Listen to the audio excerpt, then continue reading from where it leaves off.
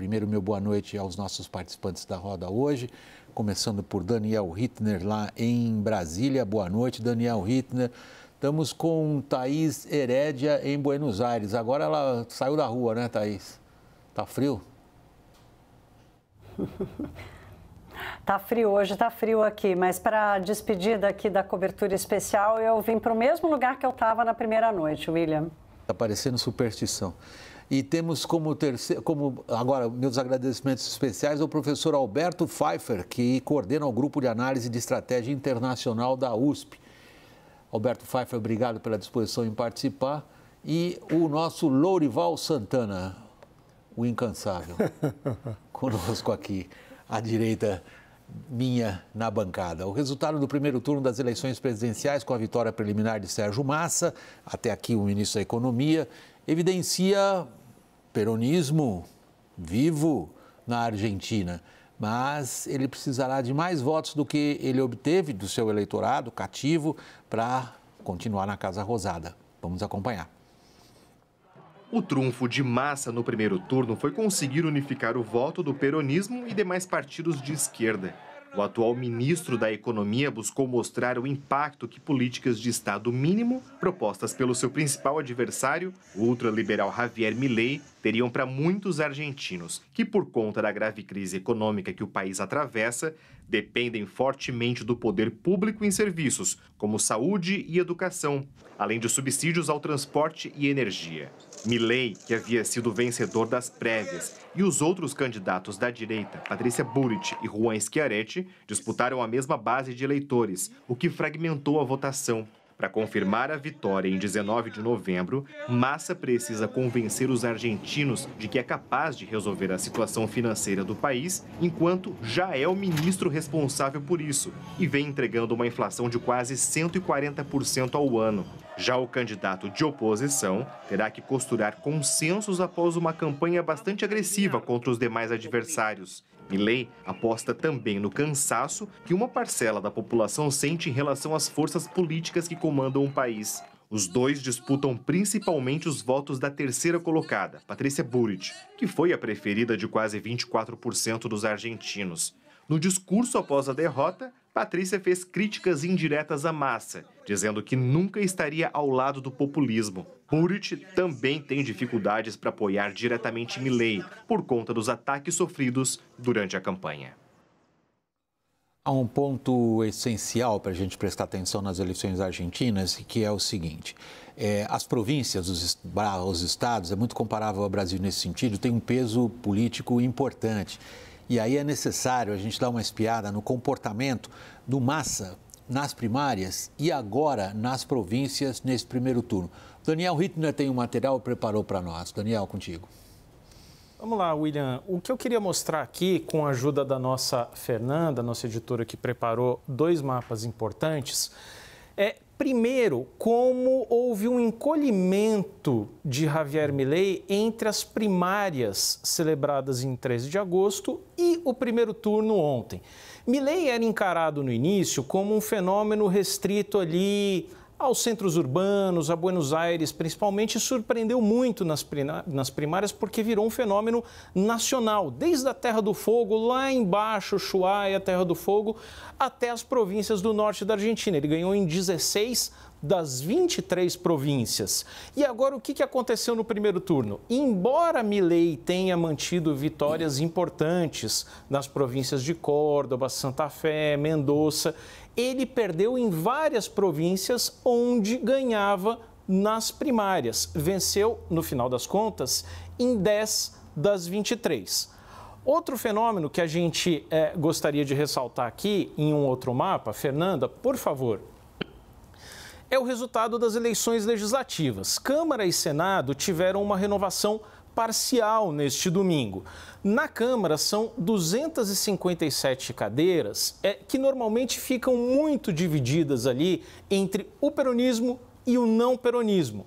É uma dificuldade muito grande quando se elege um não peronismo, com um não peronista, como foi Raul Alfonsin, Fernando de la Rúa, Maurício Macri, uma dificuldade muito grande de governar. Por quê? Porque ele não tem o legislativo. O que a gente observa aqui é que, Pela primeira vez em muito tempo, William, o peronismo virou uma minoria na Câmara dos Deputados. Esse amarelo aí é o macrismo, o Juntos pela Mudança, Juntos por el Cambio, e o fenômeno novo é a emergência de uma terceira força política ali em roxo, que é o Liberdade Avança de Milei, que fez 38 deputados e 8 senadores. Algumas figuras bastante polêmicas, como uma deputada eleita que é a maquiadora de Milei, uma subcelebridade do mundo cosplay, daquelas fantasias representando personagens, que disse já que o primeiro projeto dela vai ser um projeto tratando da renúncia da paternidade. Alguma mulher ficou grávida, tem até 15 dias para comunicar ao pai da gravidez. E o pai tem o direito de optar pela renúncia da paternidade para não sustentar um filho por 18 anos. Essa é uma das propostas, dizem que foi a Carla Zambelli de Javier Milei, em referência àquele desgaste que teve Jair Bolsonaro no segundo turno aqui das eleições no Brasil. Bom, Alberto Pfeiffer, segundo, nós estamos diante de um fenômeno muito comparável que aconteceu por último lugar ou até por última vez aqui no Brasil, a eleição de subcelebridades da internet em função de uma onda política. Agora, eu queria lembrar para você, Alberto Pfeiffer, todo mundo cita provérbios chineses e indianos, eu vou citar um provérbio alemão. Aqueles que são declarados mortos são os que vivem por mais tempo. Isso aí está valendo para o peronismo? Sempre. O peronismo jamais morrerá. O Perón é uma figura permanente sobre a Argentina. De fato, o que a gente tem no Partido Justicialista, nessa manifestação, que começa com Juan Domingo Perón, presidente dos anos 40, que permanece até 55 e volta mais adiante, é um fenômeno fisiológico, um partido que controla o Estado com tentáculos por toda a sociedade, que se expressou mais uma vez nessa eleição de primeiro turno com a convocação dos seus quadros e, como foi notado numa das imagens anteriores, os quadros nas províncias de menor população, de menor eleitorado, mas que, quando convocadas, essas populações que pertencem a setores da sociedade ligadas ao assistencialismo estatal, ligadas ao clientelismo, ligados aos sindicatos, aos movimentos que dependem do Estado, basicamente, se manifestam. Então, o peronismo não morre, mantém um percentual de votos sempre nessa faixa de 30% a 40%. Foi um nível um pouco abaixo do histórico, mas suficiente para garantir um candidato forte, competitivo no segundo turno, como é o caso de Sérgio Massa. Thaís, eu vou trazer você logo mais na conversa com um aspecto específico que só você pode nos contar, porque você está aí na frente, que são as articulações políticas, o impacto político dos números de ontem. Eu queria, antes disso, Thaís, ainda por último, examinar o fenômeno do peronismo pelo Lorival Santana. Lorival, nós tivemos, ao longo dessa cobertura que precedeu as eleições, vários participantes, nós também, considerando o peronismo um fenômeno à beira ou nos seus estertores. A gente verificou isto ou ele se beneficia de uma sobrevida por conta de fatores externos a ele? Bem, eu acho que ele se beneficia da lógica da polarização, né? Então, houve uma fragmentação no voto da direita, claramente, no voto antiperonista, né? Tanto que ele se distribuiu ali desde as primárias, entre um voto moderado, que foi para o Henrique Rodrigues Larreta, que disputou com a Patrícia Bullrich, teve 11% dos votos, ela teve 17%. Então, os dois somaram 28, e ali também o Javier Milei como uma opção mais arrasa-quarteirão, assim, mais de impaciência, de querer mudar tudo. Então, é natural que você tenha agora praticamente uma situação, não diria de 3/3, porque a Patrícia Bullrich acabou ficando mais com 1/4, né, assim. Mas 26, né? Em torno de 1/4, né? E o Javier Milei é que ficou estático, né? Em 30%, não conseguiu crescer nada. Ela cresceu individualmente, recebeu uma parte dos votos dos eleitores do Larreta, mas uma parte desses votos foi claramente para o Sérgio Massa. Então, assim, o peronismo se beneficiou disso, mas William, se beneficiou também de um ciclo vicioso, né? Que você tem gasto público que gera inflação, que gera empobrecimento, que gera dependência dos benefícios do Estado, e só o Estado pode prover, então gera de novo gasto público, gera inflação, gera empobrecimento e dependência do Estado. Isso na Argentina é ainda pior do que no Brasil. E o Roberto falou do clientelismo, que ainda é muito forte, né? Corporativismo. Exato. Então, isso nas províncias, né? Na Argentina profunda, diminuiu.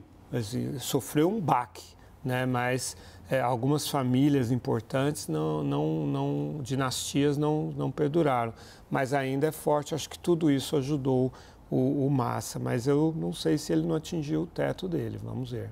Agora sim contigo, Thaís. A gente criou para você, partimos do plano mais geral, ampliado, até um pouco mais histórico e até com uma pegada mais sociológica da questão do peronismo e da sociedade argentina. Qual é o impacto hoje na política argentina dos números de ontem, Thaís? Como é que as forças políticas estão se articulando e movendo? Oi, William. Boa noite a todos. Olha, estão se articulando para o centro, né? Eu acho que o fato de Patrícia Bullrich ter perdido não tirou poder dela, pelo contrário. Ela vai ser a catalisadora do próximo vencedor, do próximo presidente da Argentina. E a grande dúvida é como não ela, mas Maurício Macri vai conseguir controlar o movimento de todo o partido, de todos que estão com ele. São 28 dias, como você disse, até lá.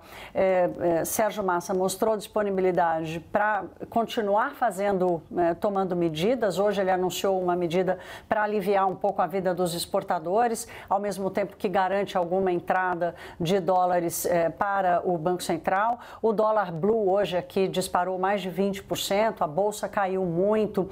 Aquela correria esperada de remarcação louca de preços e de aluguéis, isso ainda não aconteceu. Eu acho que tem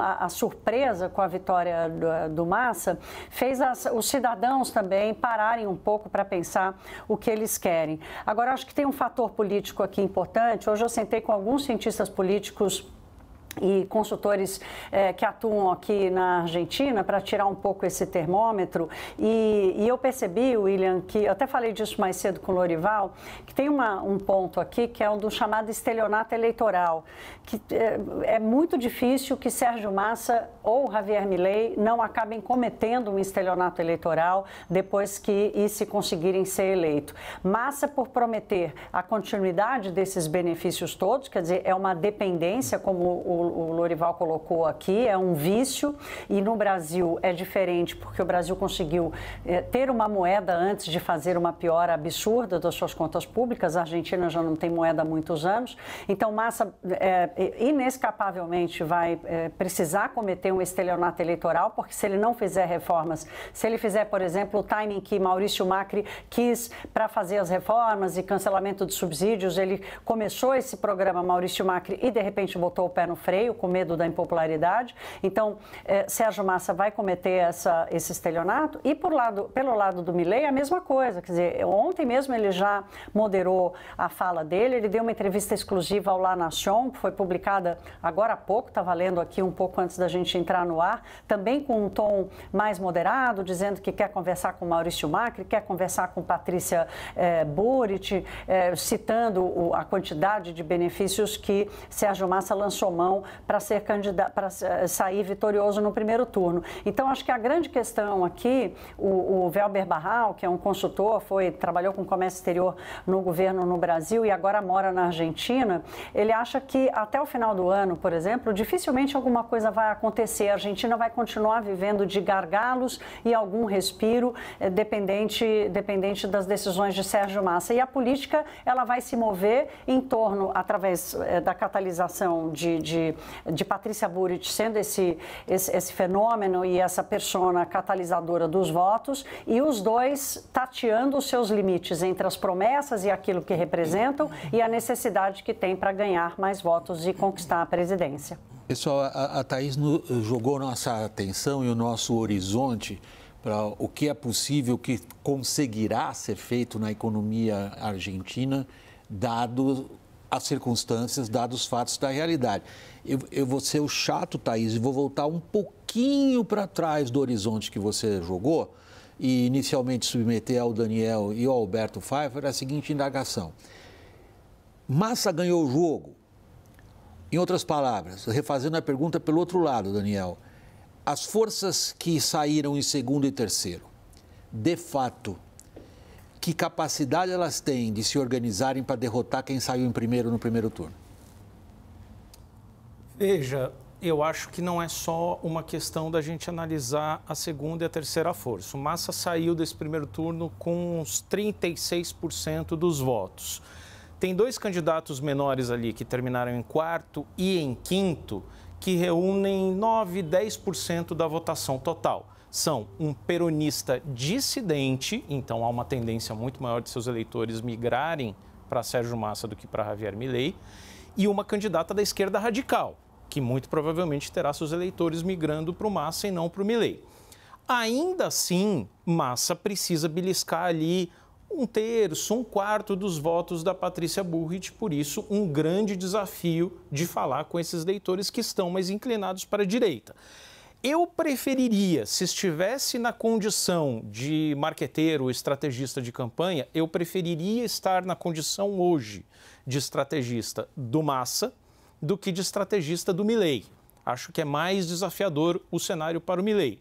Agora, está claro para mim que os piores inimigos de Massa e de Milei nestas 4 semanas de campanha do segundo turno são eles mesmos, são as próprias figuras deles, que têm alta rejeição no outro grupo, e me causa preocupação em que condições Massa eventualmente ganharia, porque eu acho que ele é candidato, acima de tudo, no caso de uma eleição vitoriosa, já inaugurar o seu governo, ter um primeiro ano de mandato como pato manco, como um ex-ministro da Economia que deixa como legado uma situação de tremenda crise e que teria sido eleito muito mais pela rejeição do que pelo medo, pela rejeição ao adversário, do que pela esperança. Alberto Pfeiffer, a sua avaliação da capacidade dos dois derrotados conseguirem superar a votação ou superar Massa no segundo turno? Bom, o segundo turno é um voto de aceitação do menos pior por parte daqueles que escolheram outra opção no primeiro turno. Quer dizer, os eleitores de Bullrich escolherão o menos pior. Qual será o menos pior? Sérgio Massa, o responsável hoje como ministro da Economia por uma situação caótica na economia, ou Javier Milei, que tem propostas transformadoras radicais e que promete a entrega de uma economia estabilizada, com a inflação sob controle e com redução do tamanho do Estado. Essa é a grande dúvida. O trabalho das campanhas nessas 4 semanas será muito mais no sentido de se evitar acidentes de percurso, porque os discursos já estão postos. Sérgio Massa continua com a proposta política do curto-prazismo, da distribuição da platita ou da limosna, da esmola, que são quantias de dinheiro por meio do assistencialismo, subsídios, que garantem apenas uma sobrevivência temporária do padrão de consumo dos argentinos, porque a hiperinflação, a superinflação consomem essa renda muito rapidamente, ou Javier Milei, que tem dado sinais dessa transformação econômica, mas ainda não indicou os passos exatos para recobrar a estabilidade da economia. Há também a possibilidade de que tanto Massa e o seu grupo desvelem ou se revelem algum tipo de escândalo, como aconteceu recentemente com Instauraud, né? um peronista importante que foi pego no esquema de corrupção muito grande, como Javier Milei dar alguma atrapalhada com alguma manifestação dele ou de algum assessor que, como foi essa deputada eleita, que gere uma rejeição muito grande. Então, será nessa incerteza e nessa possibilidade de algo inesperado alterar o equilíbrio muito frágil que vai se decidir um segundo turno que certamente será muito renhido, muito próximo quanto ao vencedor. Você, Lourival, quando a gente olha para os derrotados, a gente tem que considerar os derrotados. Tem um primeiro aí. Que chance eles têm de se organizarem?